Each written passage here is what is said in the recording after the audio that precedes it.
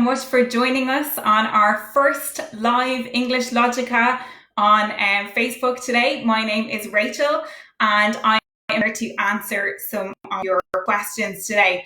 Hi everyone, so this is our first live stream video live on Facebook and my name is Rachel.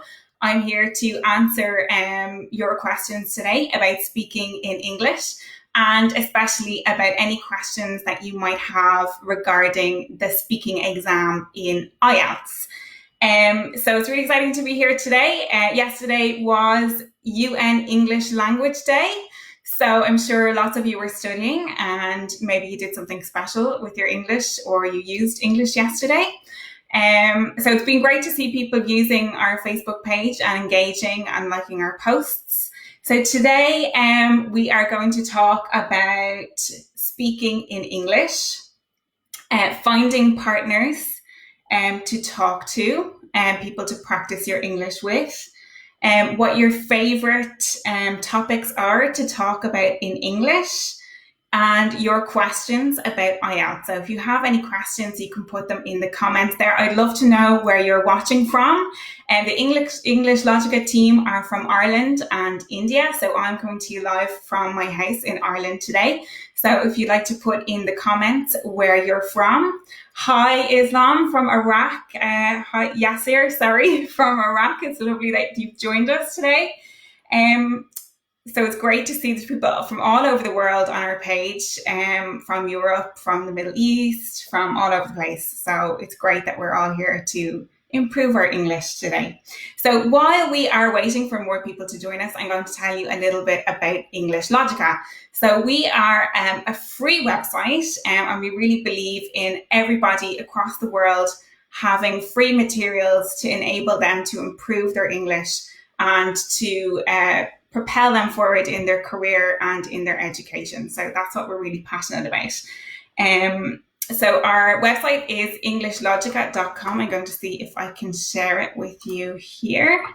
And now that I'm live, it seems that I can't, but you can go to www.EnglishLogica.com and you can see our website there. So there's lots of material on that website for people to use. There is social English, professional English, and there's lots of materials there for you to look at. So EnglishLogica is a really small team, as I said, with people from India and from Ireland, and most of us speak second languages, so we understand how hard it is to learn a new language and how much work is involved. So we're all about trying to make it as easy for you as possible to learn English. So we've got a great question here from Yasir.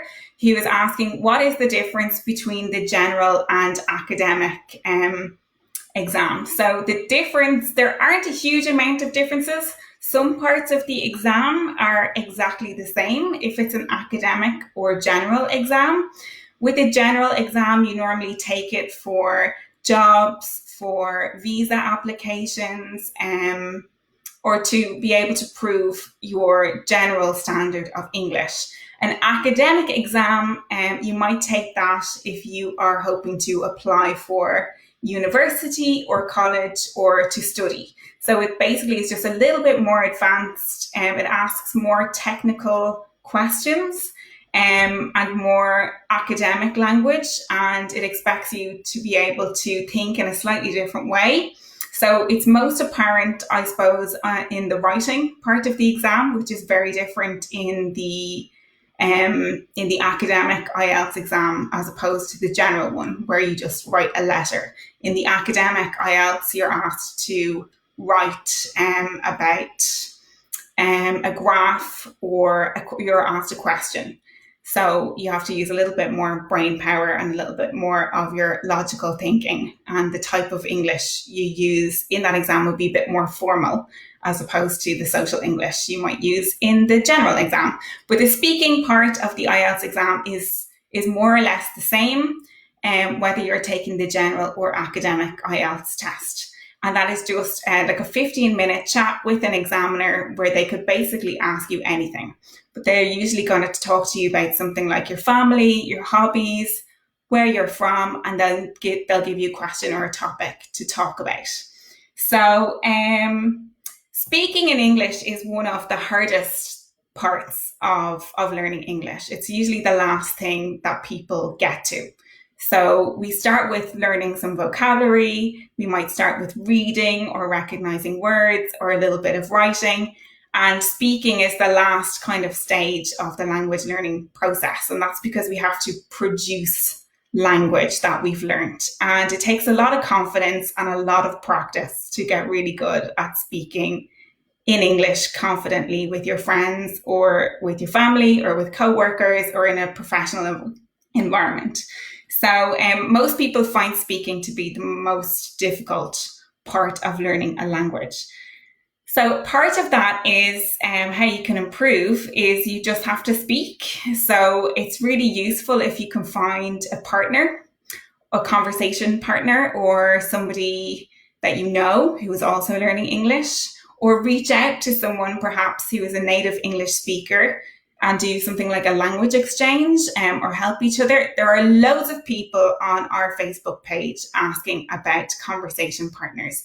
So if you are looking for a conversation partner, use our page to post and to make a post and say that you are looking for a partner to speak English and make contact with each other and arrange to speak. And what we can do is we can provide some ideas of things that you can talk about. So we can provide some conversation topics. Or if you have any ideas for conversation topics or things that you like to speak about in English, you can put them in our comments as well. So Karen, that's a great question. She's just asked what sort of questions are asked in the speaking exam. So there are 3 parts actually to the IELTS speaking exam. The first part is just general information about yourself. It's very informal. It's very chatty is the word we like to say in English. So very simple things like what's your name? What are you called? Where are you from? Can you describe your town or where you come from or your city? Or what is your hobby? How do you spend your spare time? Things about your family. These are all really basic questions that you will have prepared and you'll be able to talk about confidently if you've been learning English in school over a long period of time or if you've been practicing English for a while. So they're all topics that you would cover in your first couple of years of learning English. The second part of the exam is a written question that is given to you by the examiner. Over the years, the written question that is given to you can be about almost anything. But if you're well prepared and you have a good basic vocabulary in English and you're confident, you should be able to answer it well. So it's a little bit more difficult to prepare for that second part. But what you can do is you can practice speaking about a lot of different topics with people. And then the third part of the exam is the follow-up of that question card. So the question card is given to you. You get a couple of minutes to think about the question and make notes. So you're allowed to make notes or write down things to talk about or to help you when you're answering your question so you can structure it. So you're allowed to have those notes in front of you when you're answering that question. And then the third part are follow-up questions that are usually related to the second question you've been asked. So if the second question is about whether you think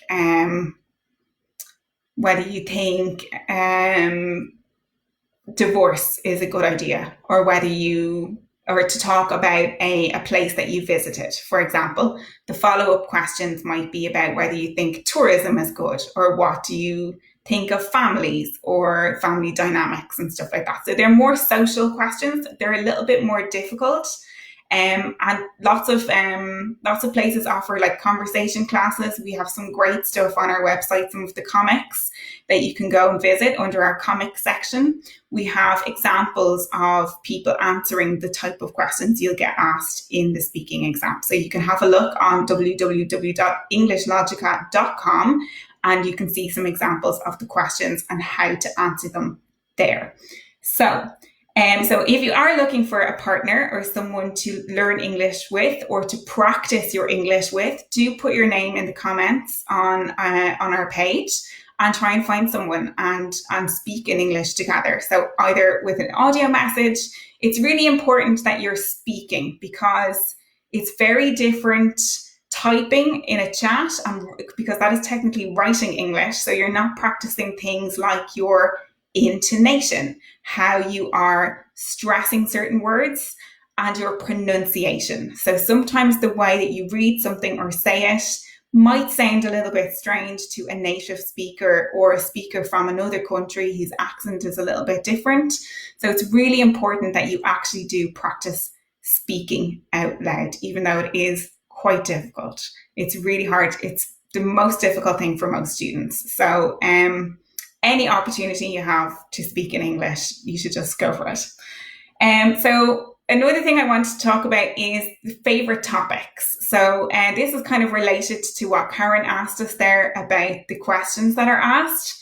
You are pretty much always guaranteed in the IELTS exam that you are going to be asked about yourself, about your hobbies, about your family, about your town, about where you live, your house, the type of place you live in. So these are all things that you can prepare and you can practice. And if you're talking to someone for the first time in English, these are all really good questions that you can ask, and they're really they're expected questions. So you can always ask someone to tell you about themselves, and you can share that information as well. So it's something that you can practice easily with somebody. So the next thing that I've been asked, actually being on the Facebook page over the last couple of days, lots of people have been asking me about how to improve their English. So they're saying like, Rachel, please, I don't feel like my level is very good. How can I improve? So there is no simple answer to that question. Unfortunately, learning a language is a bit of hard work, and you do have to put the study and the effort in.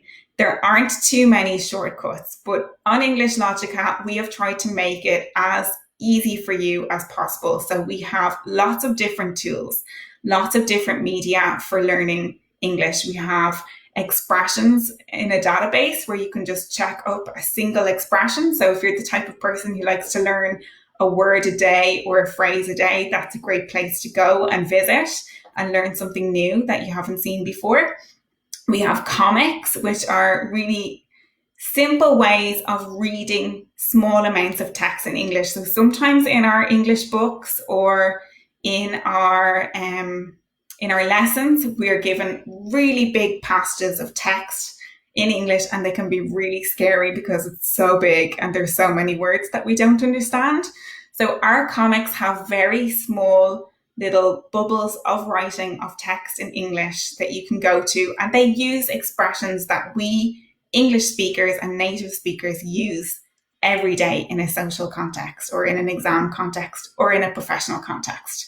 So we also have videos up there, and videos are great not only for being able to visually see information or read the words and have a description of what you're watching, but they're also really good for listening. So if you're watching a video, listen really carefully to the voice, again, to the stress that the native speaker is putting on the words, and the intonation of their voice, their accent, and the pronunciation of the words. And sometimes the pronunciation is slightly different depending on where the native speaker is from. So it's really good to listen to different types of English from different sources with different accents and different voices. So another thing, and most English learners would say the thing that they hate the most when they're learning English is the grammar. And of course, English grammar has so many rules, and it can be really challenging to try to remember them all. So we have a grammar section on EnglishLogica.com that you can visit, and you can check it out there. We have stuff on prepositions, articles, verb tenses, all the things that students have trouble with and that they find complicated. So in our grammar section, we have all of that, and we also have videos about grammar as well. So you can check those out, because getting your grammar correct can be the difference between somebody being able to understand you really well or being really confused about the meaning of what you're trying to say. So it's really important to get that right too. So there are some ways of improving your English. So I always say to people, when you're practicing, whether it's a language or it's anything else, you need to practice with purpose. So when you're practicing, give yourself a project. Think, what am I going to learn today? Is it an expression? Is it grammar? Is it an idiom? Is it a phrase? What am I going to concentrate on? And go to the website and find something with purpose and go and study that for a few minutes, for 10, 15 minutes or a chunk of time. So that is some ways of some tips for improving your English, and we'll have more of those, I think, next week, because lots of people have been asking about tips to improve English, and there's lots of things that people can do. So we'll get back to that again. So we had some questions as well about the IELTS exam. So Natia emailed us, or she sent us a private message, and she was asking why the speaking exam is recorded, which I thought was a really interesting question. And sometimes it can be quite intimidating when you're in an exam and the examiner is recording what you've said.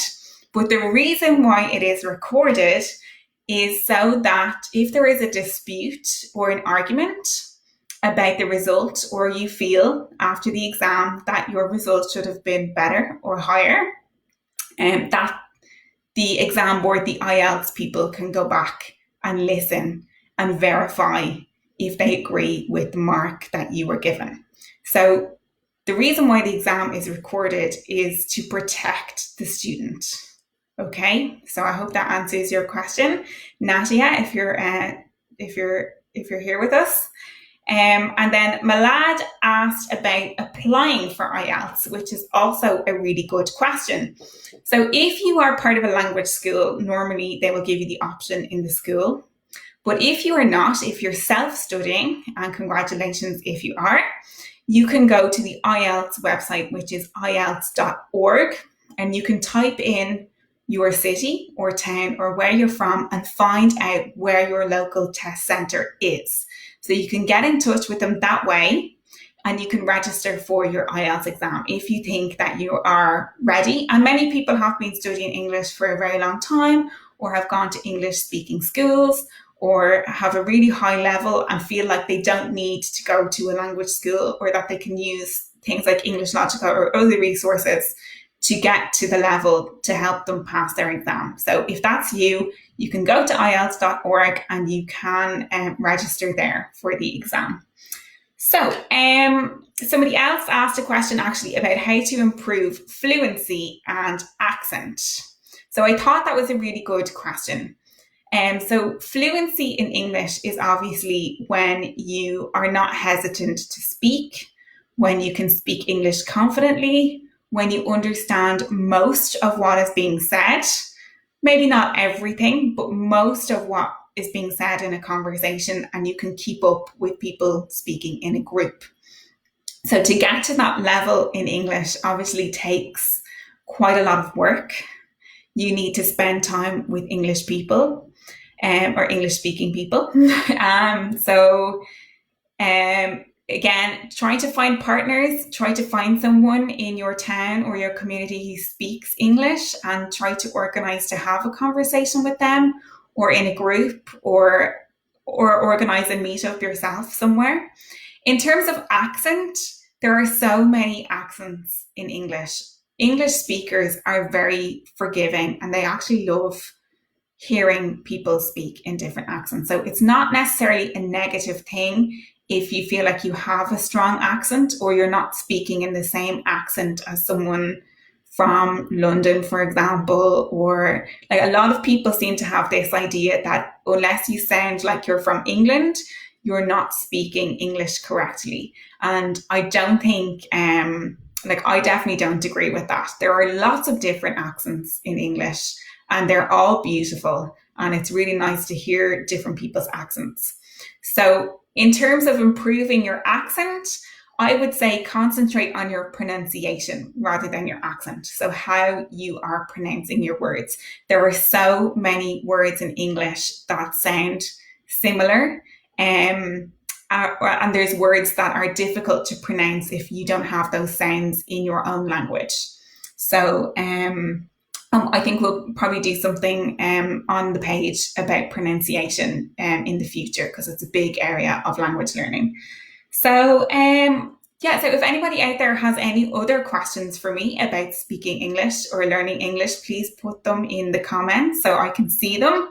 We had some great questions there. You can also check out our YouTube page as well as our Facebook page, and we're on Instagram as well, and as EnglishLogica, so you can look for us and connect with us there. We are always happy to get feedback and ideas from the users of our website. And I think in our next session, we're going to cover tips for learning English. So if you have any ideas or anything that has helped you learning English, I'd love to hear about those as well. And I think that's us. I think I'm going to wrap it up there. So hopefully this has been helpful. So remember, speaking in English is quite difficult. You need to practice with somebody, and you can help yourself by going over grammar, learning different expressions in English, and talking about a variety of different topics.